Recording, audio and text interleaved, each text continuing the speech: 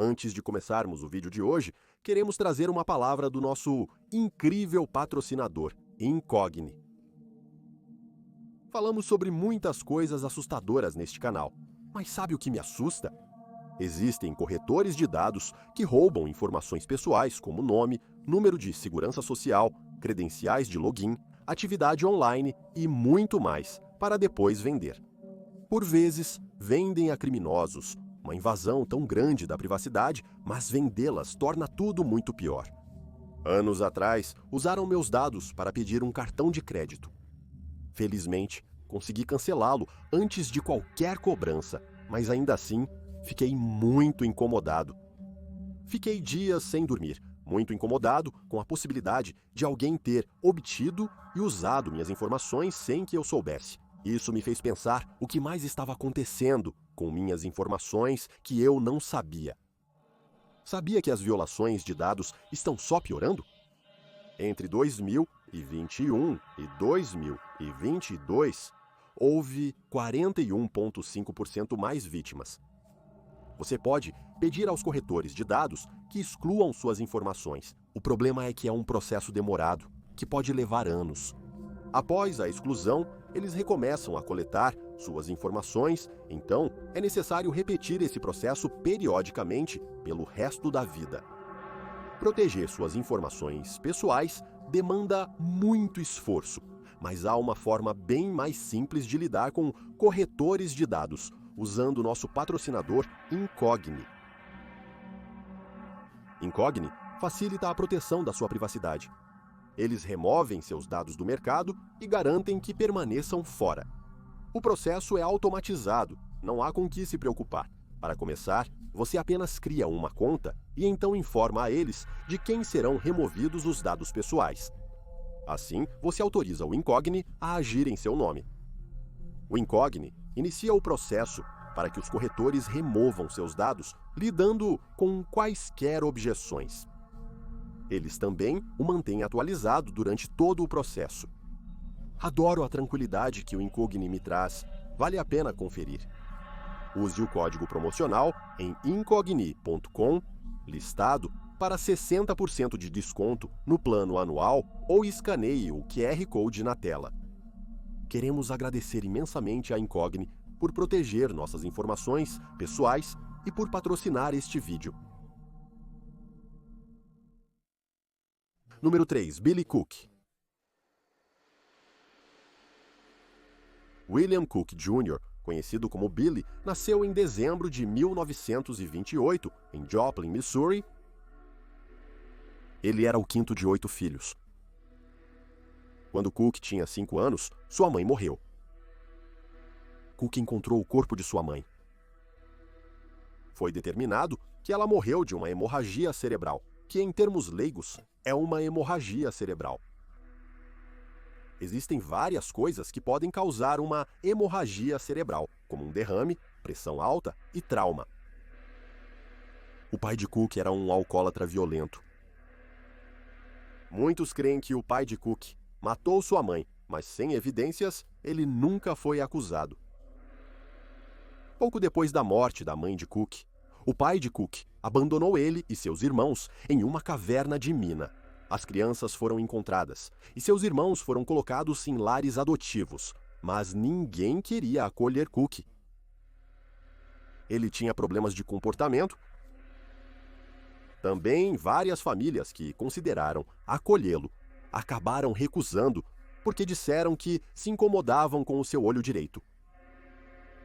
Cook tinha um crescimento ao redor do seu olho direito, e isso foi removido, mas seu olho nunca se fechou completamente. A família em potencial disse que o olho fazia ele parecer sinistro. Uma mulher aceitou acolhê-lo, pois o Estado arcaria com as despesas de estadia e alimentação. A mulher, interessada somente no dinheiro, negligenciou Cook. Cook era constantemente zombado e intimidado por outras crianças devido a seu olho. Ele cometeu pequenos delitos na pré-adolescência. Em 1943, aos 14 anos, ele agrediu um taxista e roubou $11. Ele foi condenado, e em uma audiência de sentença, disse ao juiz que preferia a escola reformatória à vida com sua mãe adotiva. Então ele foi enviado para a escola reformatória. Ele seguiu com problemas de comportamento, envolvendo-se em várias brigas. Aos 17 anos, Cook foi transferido para a penitenciária estadual do Missouri. Enquanto estava lá, um detento zombou do seu olho. De alguma forma, Cook conseguiu pegar um taco de beisebol e quase matou o homem. Enquanto Cook estava na prisão, ele tatuou as palavras Hard Locked nos dedos de sua mão esquerda. Em 1950, Billy Cook, de 21 anos, foi libertado da prisão. Ele retomou o contato com seu pai, distante, após sair da prisão. Ele disse ao pai que iria, citando, viver pela arma e vagar. Cook então partiu fazendo carona. Ele foi parar em Blythe, Califórnia, onde começou a trabalhar lavando pratos. Cook permaneceu em Blythe por meses. Em dezembro de 1950, ele se mudou para El Paso, Texas, onde comprou uma arma de fogo. Em 30 de dezembro de 1950, Lee Archer parou à beira da estrada, fora de Lubbock, Texas, para pegar Cook, que estava pedindo carona. Cook sacou sua arma e forçou Lee a entrar no próprio porta-malas. Cook então dirigiu rumo a Oklahoma City, Oklahoma. Durante o trajeto, Archer usou uma barra de ferro para abrir o porta-malas. Quando Cook diminuiu a velocidade para virar, Archer pulou do porta-malas e correu para longe do carro. Cook viu Archer pular e parou o carro. Ele saiu e gritou para Archer parar de correr. Archer continuou correndo, então Cook retornou ao carro e seguiu dirigindo. Cook ficou sem combustível perto de Oklahoma City. Lee Archer relatou o sequestro à polícia. Seu carro foi encontrado e revistado. No carro, acharam uma foto de 3 meninas e um menino pertencente a Cook. Depois de sair do carro, Cook caminhou e sinalizou para outro veículo. No carro estava a família Mosser de Atwood, Illinois. 33 anos e 29 tinham 3 filhos. Ronald, de 7 anos, Gary, de 5 e Pamela, de 3. A família viajava para uma reunião familiar no Novo México. O cachorro da família também viajou. Cook sacou sua arma e mandou Carl dirigir. Cook não tinha um lugar específico para ir, então ele apenas fez Carl dirigir sem rumo. Naquela noite, eles pararam em um posto de serviço fora de Wichita Falls, Texas. Cook e Carl entraram na loja juntos. Uma vez dentro, Carl gritou que Cook ia matá-lo e a sua família e que ele precisava de ajuda. Cook e Carl começaram a brigar e quebraram uma janela na loja. O lojista puxou sua espingarda. Ele pensou que Cook e Carl estavam fazendo isso como um truque para roubar a loja. Cook então forçou Carl a sair da loja e voltar para o carro. Então eles partiram. Um espectador os seguiu e Cook atirou nele. O homem parou de persegui-lo. O lojista e o homem que seguiu o carro relataram o incidente à polícia. Após 3 dias de viagem, Cook e os Mossers estavam na cidade natal de Cook, Joplin, Missouri. Cook amarrou a família com tiras de roupa e um cordão de um chapéu de cowboy infantil. Ele ameaçou deixá-los amarrados em um campo. Em vez disso, ele atirou nos membros da família um a um enquanto eles estavam no carro. Para matar toda essa família, ele teve que recarregar sua arma pelo menos uma vez. Ele também atirou no cachorro da família. Ele então dirigiu até um poço de mina e jogou os corpos dos 5 membros no poço.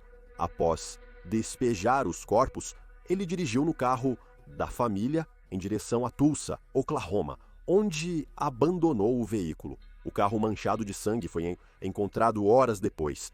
Nesse ponto, a família já havia sido dada como desaparecida. A área foi vasculhada, mas nenhum vestígio da família foi encontrado fora do veículo. Quando o carro foi encontrado, Billy Cook estava a caminho de Blythe, Califórnia. A polícia estava investigando a foto que foi encontrada no carro de Lee Archer. Uma linha de crédito do fotógrafo na foto identificou o fotógrafo. A polícia entrou em contato com o fotógrafo e ele os direcionou para os clientes para quem ele havia tirado a foto. Era uma família em Kirksville, Missouri. Eles disseram que deram a foto para o primo Billy Cook. Neste ponto, o Federal Bureau of Investigation estava envolvido no caso. Eles descobriram que Cook tinha antecedentes criminais e um histórico de violência. Eles mostraram a foto de Cook para Lee Archer, o lojista em Wichita Falls, e o homem que o perseguiu. Todos identificaram Cook como o homem com quem interagiram. O Federal Bureau of Investigation entrou em contato com o departamento do xerife no condado de Riverside, Califórnia, onde Blythe está localizado. Eles disseram que Cook poderia estar indo para lá. Um delegado do xerife decidiu verificar um restaurante onde Cook havia trabalhado como lavador de pratos, enquanto morava em Blythe. Ele descobriu que Cook tinha sido amigo de um homem que trabalhava no restaurante. O delegado foi até a casa do amigo de Cook e bateu na porta. Cook, armado, abriu a porta. Cook obrigou o delegado a entrar em seu carro e dirigir em direção à fronteira mexicana. Próximo à fronteira, Cook exigiu que o delegado deixasse seu veículo. Cook foi embora, deixando o delegado vivo à beira da estrada. Cook usou o carro do delegado para parar 32 anos, um vendedor ambulante de Seattle, Washington. Ele assassinou Dewey e colocou o cadáver no banco traseiro do carro do delegado. Então, no carro de Dewey, Cook cruzou para o México. O carro foi encontrado abandonado cerca de 40 milhas da fronteira. A polícia novamente perdeu o rastro de Billy Cook. Depois que Cook abandonou o carro de Dewey, ele parou 2 homens de El Centro, Califórnia, que estavam indo para o sul, para o México, em busca de ouro.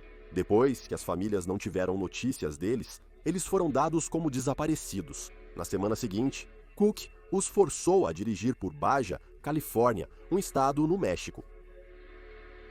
As autoridades no México foram alertadas sobre Cook e o veículo dos 2 garimpeiros de ouro.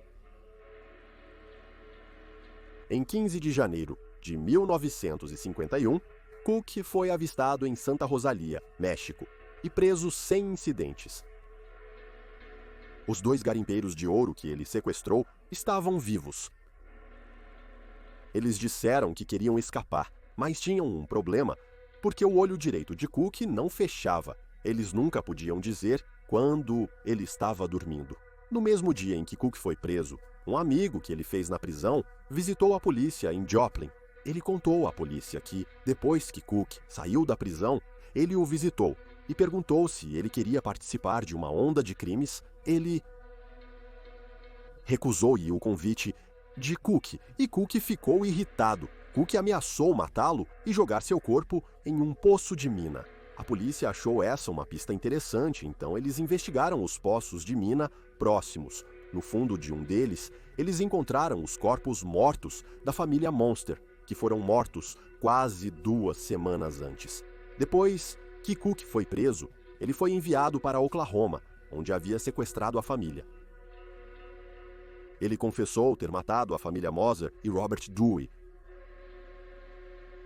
Em março de 1951, Billy Cook, de 22 anos, confessou-se culpado pelos assassinatos dos 5 membros da família Moser. Ele foi condenado a 300 anos de prisão com possibilidade de liberdade condicional após 20 anos. A sentença causou indignação em muitos. Ele foi a julgamento em novembro de 1951 pelo assassinato de Robert Dewey na Califórnia. Cook alegou inocência por insanidade. Um juiz o condenou à morte, após considerá-lo culpado.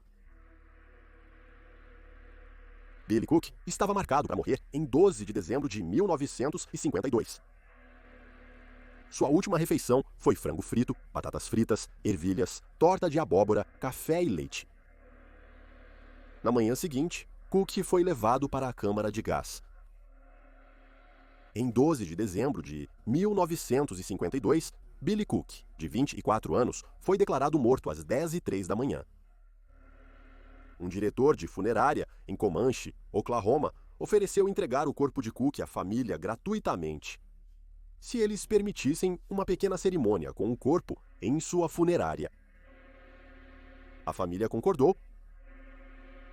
Depois que o diretor funerário pegou o corpo, ele cobrou das pessoas um níquel para ver o corpo do assassino, em série e em massa. Mais de 15 mil pessoas vieram ver o corpo. A família Cook contratou um advogado e conseguiu que o corpo fosse entregue a eles em Joplin.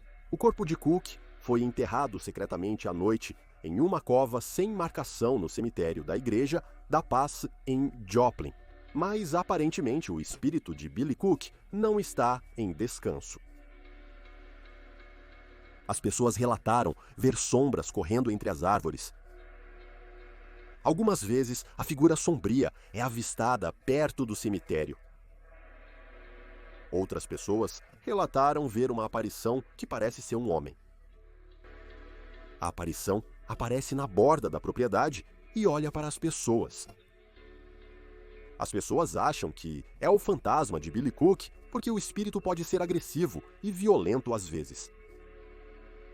As pessoas foram atingidas com objetos como pedras, empurradas por uma força invisível ou sofreram arranhões inexplicáveis.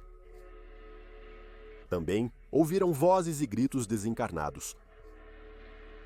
Algumas pessoas ouviram tiros na floresta próxima. As pessoas também relataram ver luzes estranhas no escuro. Muitas pessoas sentem inquietação quando estão perto do local onde o corpo está enterrado.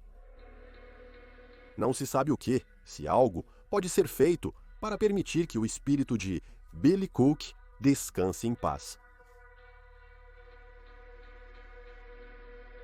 Número 2. Charles Whitman. Charles Whitman nasceu em junho de 1941 em Lake Worth, Flórida. Ele era o mais velho de 3 meninos. Ele era um bom estudante e atleta. Ele era um excelente pianista. Ele era popular e benquisto. O pai de Charles, dono de um negócio de encanamento, era abusivo mental e fisicamente. Nada que Charles fazia era bom o suficiente para o seu pai. Em julho de 1959, ele se alistou nos Marines. Em setembro de 1961, Charles se matriculou no programa de engenharia mecânica na Universidade do Texas, em Austin. Em agosto de 1962, ele se casou com a colega de estudos Kathy Leisner. Charles frequentava a escola com uma bolsa de estudos dos fuzileiros navais dos Estados Unidos da América. Durante a universidade, ele se envolveu em problemas por levar um veado que caçou para o dormitório. Ele o esfolou no chuveiro. Além disso, Charles era um péssimo aluno. Então, em 1963, durante seu 3º ano, ele perdeu sua bolsa de estudos.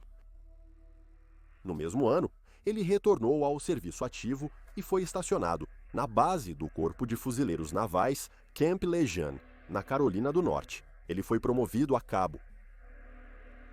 Em novembro de 1963, ele foi julgado em corte marcial. Ele havia levado uma arma não autorizada para um navio e trouxe uma para a base. Ele também jogava na base, emprestava dinheiro com juros e ameaçava um colega fuzileiro. Ele foi rebaixado a soldado e teve que fazer 30 dias de trabalho pesado. Em 1964, Charles Whitman foi desligado honrosamente. Ele retornou à Universidade do Texas, onde estudou engenharia arquitetônica. Como ele não tinha uma bolsa de estudos, trabalhou em vários empregos, como cobrador de contas, caixa de banco e pesquisador de tráfego. Em 1966, a mãe de Charles, Margaret, decidiu deixar seu pai.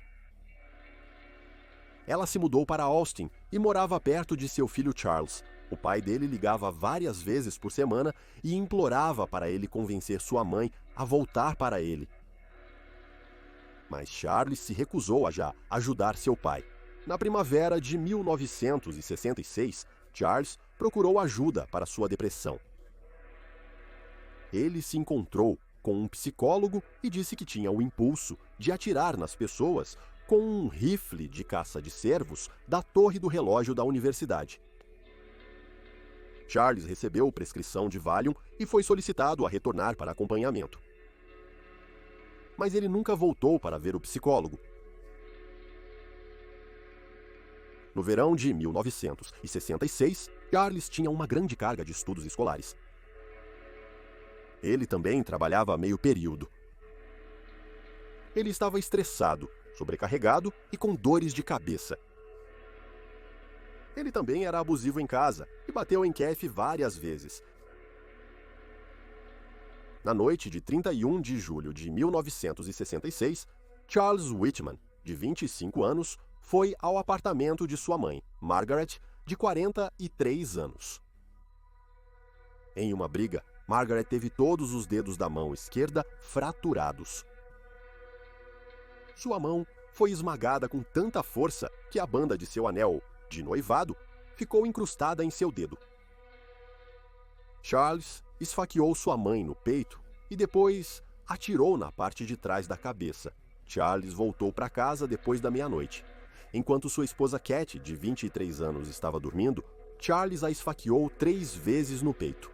Ele então carregou vários itens em uma bolsa de lona e um baú. Isso incluía um facão, uma faca Bowie, um machado, rifles e pistolas. Na manhã de 1º de agosto, Charles comprou uma espingarda e cerrou o cano. Ele comprou um rifle e muita munição em uma loja de armas. No total, ele tinha cerca de 700 rodadas de munição. Charles, então, dirigiu para a Universidade do Texas.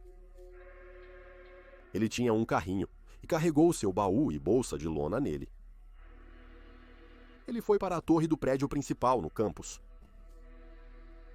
Havia um elevador que ia até o 27º andar. Quando ele desceu no 27º andar, ele encontrou a recepcionista Edna Townsley.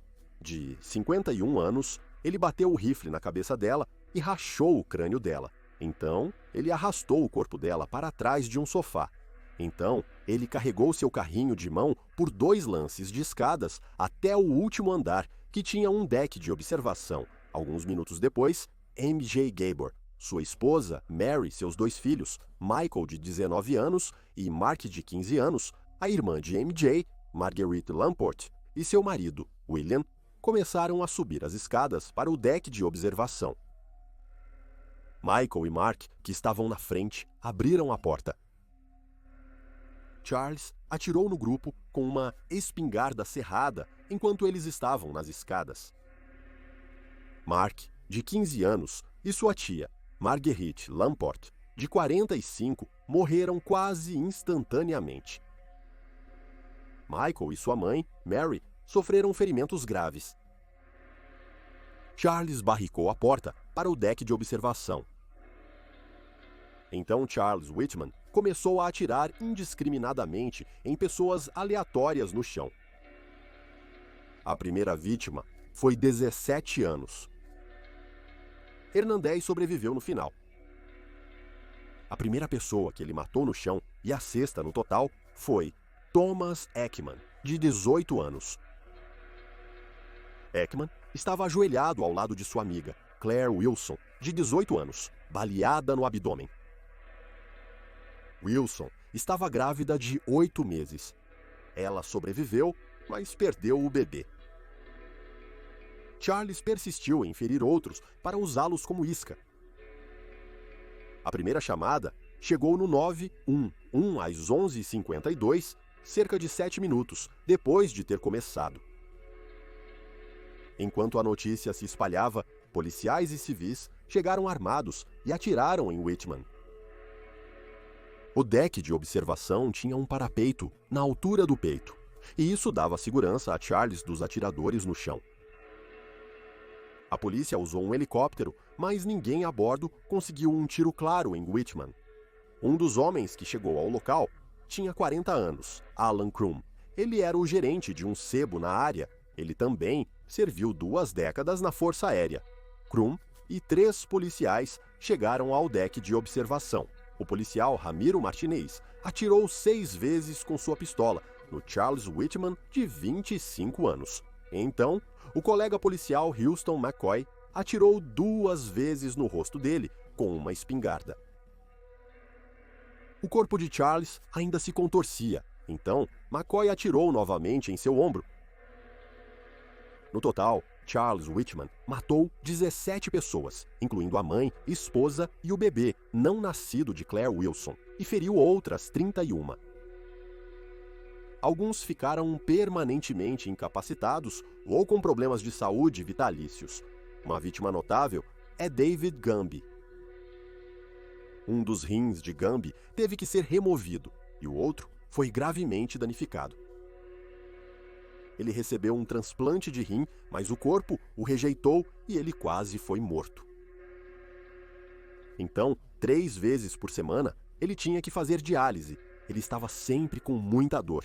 Em 2001, o corpo de Gamby estava sentindo os efeitos de 35 anos de doença renal. Ele estava acamado e havia perdido a visão. Em novembro de 2001, ele parou de fazer o tratamento de diálise e morreu 1 semana depois. Ele tinha 58 anos de idade.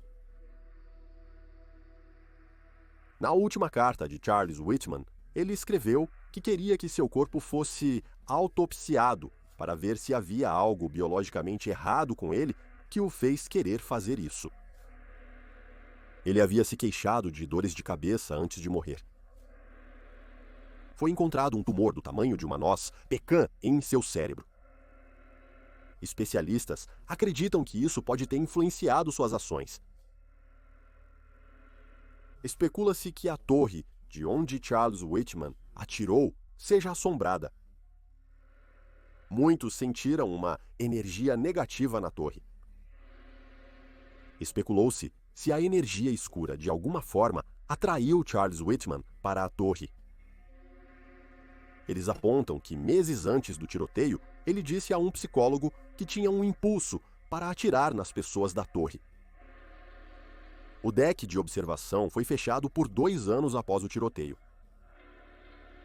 Eles fecharam novamente 7 anos depois, em 1975. Nos 7 anos em que esteve aberto, 9 pessoas pularam para a morte do deck de observação.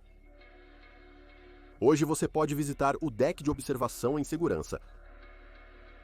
Os guardas de segurança relataram fenômenos estranhos. Eles disseram que as luzes piscarão e desaparecerão. Eles também dizem que uma força invisível os empurrou. Eles também ouvem vozes desencarnadas. Outra área é supostamente assombrada pelo fantasma de um assassino em massa. Um homem afirmou que residia no mesmo edifício que a mãe de Charles. Ele disse que todo dia 31 de julho, no 5º andar onde ela morava, ele vê o fantasma dela correndo pelo corredor. Ele diz que ela grita e o som é arrepiante. Oh!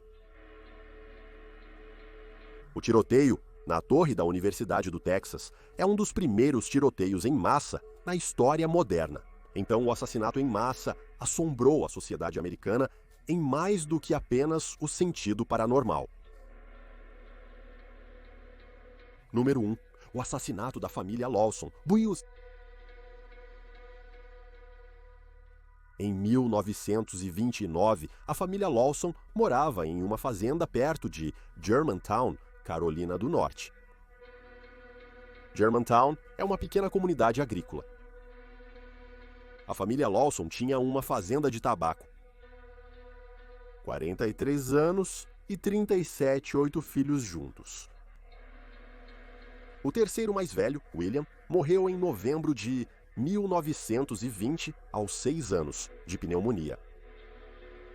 A família era considerada de baixa renda, então sua família extendida ficou surpresa quando Charlie levou a família para a cidade dias antes do Natal de 1929 e comprou roupas novas para todos. Depois eles posaram para esta fotografia.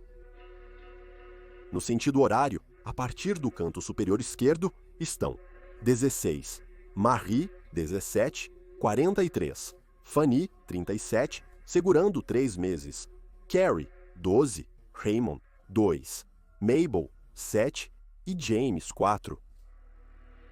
Era considerado muito dinheiro para a família gastar.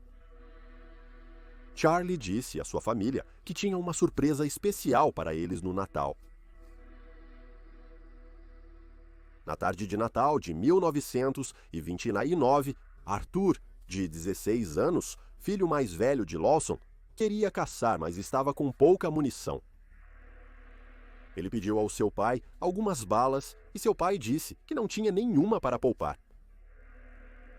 Então Arthur e seu amigo decidiram ir à cidade e comprar mais munição. Pouco depois de ele sair, Carrie, de 12 anos, e Mabel, de 7, se prepararam para sair para almoçar na fazenda de seus tios, que ficava perto. Enquanto se preparavam para sair de casa, Charlie caminhou atrás do celeiro e esperou por eles. Quando eles se aproximaram, ele caminhou até eles com um rifle e uma espingarda. Ele atirou na cabeça de Carrie com o rifle. Mabel virou e correu. Charlie atirou em sua filha, de 7 anos, nas costas com uma espingarda. Em seguida, pegou um pedaço de madeira e bateu na cabeça delas. Em seguida, ele arrastou os corpos para o celeiro e cruzou seus braços sobre o peito. Depois, ele entrou na casa. Ele encontrou sua esposa, 37 anos, pegando lenha do monte. Ele atirou nela no peito com uma espingarda e arrastou seu corpo para dentro da casa. Marie, de 17 anos, estava dentro assando um bolo. Usando uma espingarda, Charlie atirou em sua filha mais velha a queima-roupa no peito. Em seguida, ele a espancou na cabeça com o cano da espingarda. 4 anos e 2 brincavam com um amigo quando o tiroteio na casa começou. O menino correu para fora da casa em direção à sua casa. Raymond se escondeu atrás do fogão da cozinha e James se escondeu debaixo de uma cama, enquanto tentava atirar Raymond de debaixo do fogão. Charlie tentou mover o fogão com o cano de uma espingarda. No processo, ele entortou o cano da espingarda, tornando-a inutilizável. Charlie finalmente conseguiu tirar seu filho de debaixo do fogão e o espancou até a morte com uma espingarda. Ele então encontrou James e o espancou até a morte. Finalmente, ele assassinou sua filha de 3 meses, Mary Lou, atingindo-a com a coronha da espingarda. Charlie colocou travesseiros sob as cabeças de seus familiares mortos em casa e cruzou seus braços sobre o peito. O menino que fugiu da casa alertou sua família. Eles, por sua vez, alertaram o departamento do xerife. Os corpos foram encontrados, mas Charlie já não estava mais lá ao ar. Busca por ele foi iniciada. Durante a busca, as pessoas ouviram um tiro em algumas matas próximas. Eles foram até a fonte do som e encontraram o corpo morto de Charlie Lawson, de 42 anos. Ele havia se atirado no coração. Charlie assassinou 6 filhos e a esposa. O único sobrevivente foi Arthur, de 16 anos, que estava fora, comprando prateleiras para sua arma. Os corpos foram enviados para a funerária DB Knife, em Madison, Carolina do Norte. Eles foram embalsamados no 2º andar do prédio. Todos os 7 membros da família, o assassino e suas vítimas, foram enterrados em uma vala comum no cemitério da família Broder, Houve muita especulação sobre por que Charlie matou sua família. Há evidências de que ele estava planejando os assassinatos há algum tempo. Ele havia levado recentemente 2 das armas usadas no massacre a um armeiro local. A teoria principal é que Charlie estava abusando sexualmente de sua filha, Marie, e ele a engravidou. Supostamente, a esposa de Charlie sabia sobre o abuso sexual. Então, muitas pessoas acreditam que Charlie matou sua família, esperando que o segredo nunca fosse revelado. Desde o horrível massacre, houve muitos relatos de atividade paranormal relacionada à família. Os primeiros relatos de atividade paranormal ocorreram até 1 mês e meio após os assassinatos. 4 adolescentes entraram na casa próximo à meia-noite. Então, à meia-noite em ponto, o relógio começou a ticar e eles ouviram o crepitar da madeira queimando. Então, o berço do bebê começou a balançar sozinho. De repente, um vento forte soprou através das janelas quebradas, deixando-os incrivelmente assustados e fazendo com que fugissem rapidamente da casa. Visitantes também presenciaram fenômenos estranhos na casa. Um homem foi misteriosamente cortado no braço por uma força invisível ao olhar por uma janela. Ele levou 3 pontos para fechar o ferimento. A casa do assassinato foi demolida e sua madeira usada para construir uma ponte coberta. Há algumas florestas perto do local do crime. As pessoas afirmam que à noite ouvem crianças rindo e brincando na floresta.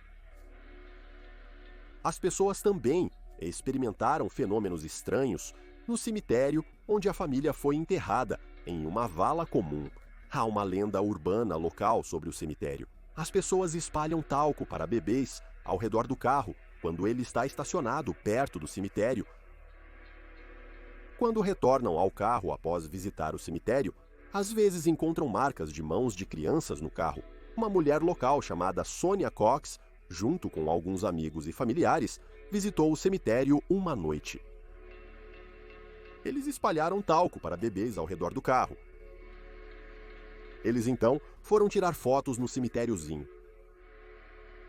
Cox tinha uma câmera profissional com ela, mas por algum motivo não funcionou. No entanto, todos tinham seus telefones, então os usaram para tirar fotos. Mas muitas fotos não saíram boas.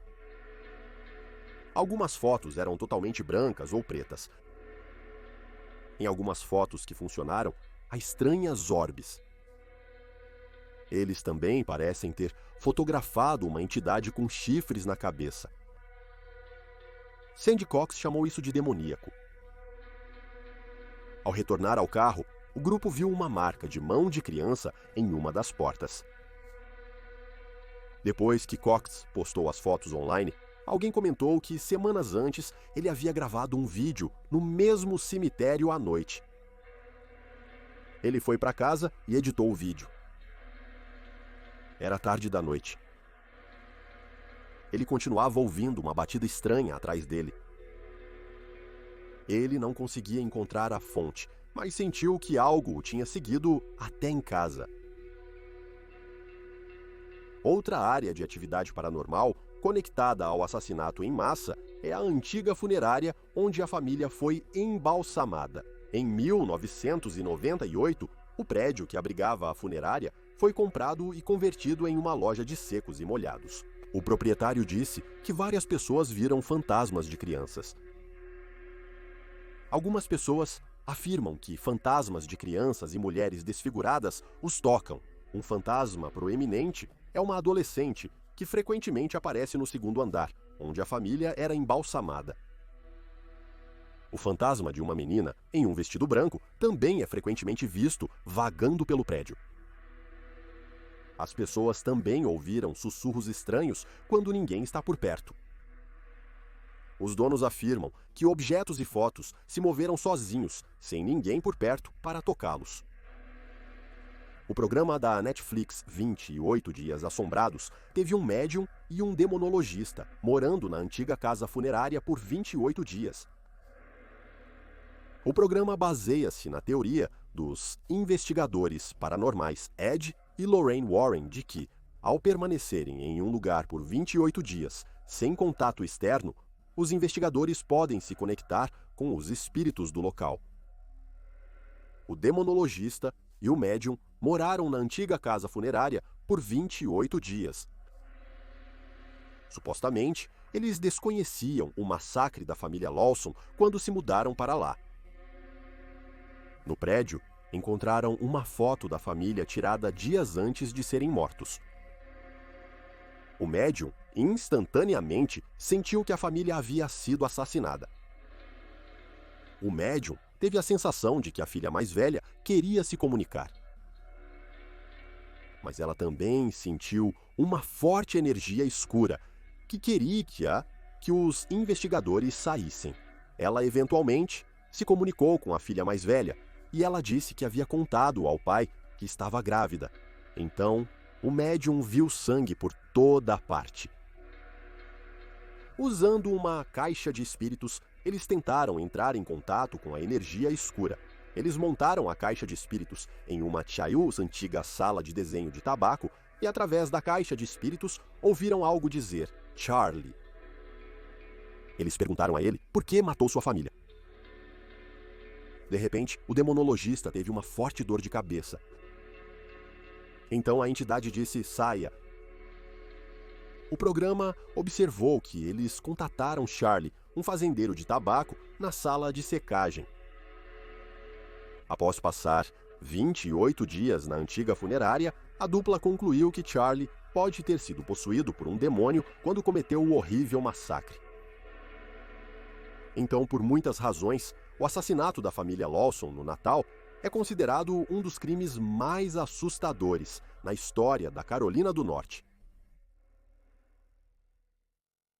Obrigado por assistir este vídeo. Esperamos que você tenha achado interessante. Se você achou interessante, por favor, certifique-se de se inscrever. Teremos um novo vídeo sobre o paranormal semanalmente. Se você acabou de descobrir este canal, confira também o nosso outro canal, Criminally Listed. Temos mais de 325 vídeos com histórias de crimes bizarros, porém reais.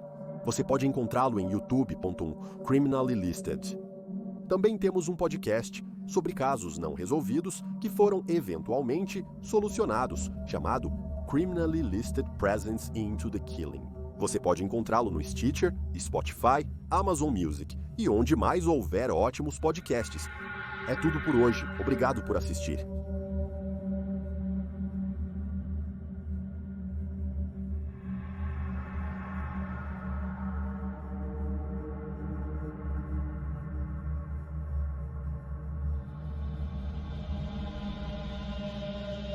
Obrigado.